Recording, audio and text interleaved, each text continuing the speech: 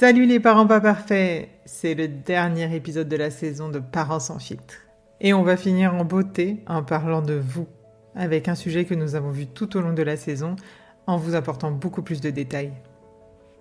L'arrivée des enfants nous transforme en une équipe de gestion logistique. Et le couple amoureux, celui qui a créé cette famille, peut devenir étranger l'un à l'autre.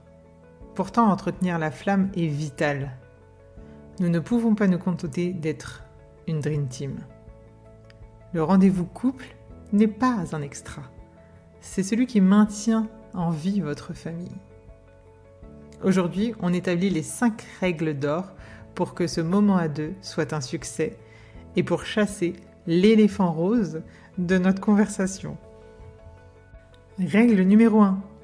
Inscrivez-le au calendrier et trouvez une garde fiable. Si ce n'est pas planifié, cela n'arrivera pas. Fixez un rendez-vous régulier, idéalement une fois par mois, ou au moins toutes les 6 semaines. Même si ce n'est qu'une heure après que les enfants soient couchés, faites-en une priorité. Trouvez une nounou de confiance ou sollicitez votre famille. Laissez la culpabilité de côté. Sortez sans enfants vous fera devenir de meilleurs parents. Si c'est à la maison, fixez l'heure du coucher des enfants pour vous garantir un tête-à-tête. Allumez une bougie, mettez une musique d'ambiance pour que vous vous sentiez bien. La règle numéro 2, c'est le veto sur la progéniture. Absolument aucun sujet sur les enfants. Pas de devoirs, pas d'horaire de garde, pas de caca bizarre, pas de progrès sur la marche, etc. Le but est de se rappeler qui vous étiez avant d'être papa et maman. L'idée est de regarder l'homme ou la femme plutôt que le père ou la mère. Pour rendre la règle amusante, instaurez une pénalité de bébé. Chaque fois que l'un mentionne un enfant, il paye un petit montant, de 1 à 5 € si vous voulez. Cela ira dans la cagnotte du prochain rendez-vous. La légèreté aide à faire passer la règle. Règle numéro 3. Abordez des sujets de conversation non famille. Cela demande un effort actif, car la fatigue vous pousse vers le quotidien. Parlez de vos rêves, de vos ambitions. Où vous voyez-vous dans 5 ans? Y a-t-il quelque chose que vous rêviez de faire ensemble et que vous n'avez pas encore fait? Évoquez de bons souvenirs de couple. Quel est ton meilleur souvenir d'un moment que nous avons passé ensemble? Et qu'est-ce que ça t'évoque? C'était quand notre premier baiser déjà? Discutez de ce qui vous passionne individuellement, de l'actualité, d'un livre que vous avez lu récemment. Parlez de vos passions d'enfance, de vos rêves auxquels vous avez renoncé.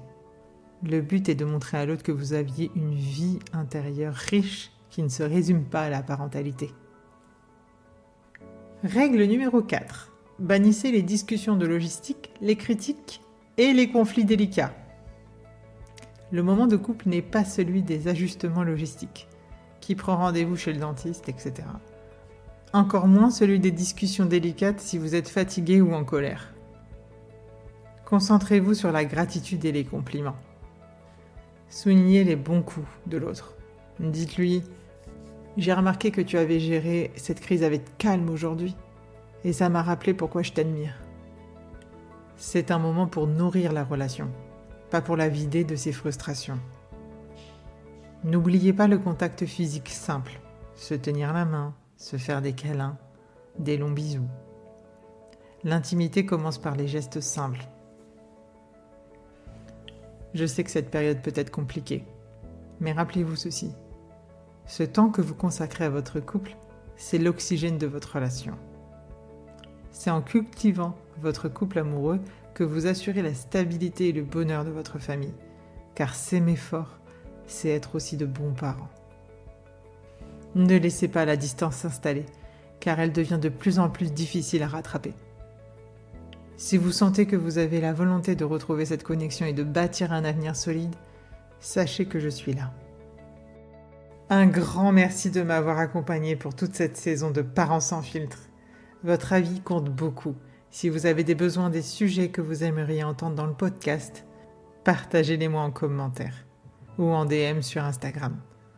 Si le podcast vous apporte de la valeur, Le meilleur moyen de le soutenir est de vous abonner, si ce n'est pas déjà fait, et de mettre une note, idéalement 5 étoiles, sur votre plateforme préférée. Pensez aussi à le partager à des parents qui en ont besoin. Je vous en remercie par avance. La nouvelle saison arrive très vite. D'ici là, on garde le cap et on n'oublie pas de respirer. À très vite et ciao les parents pas parfaits.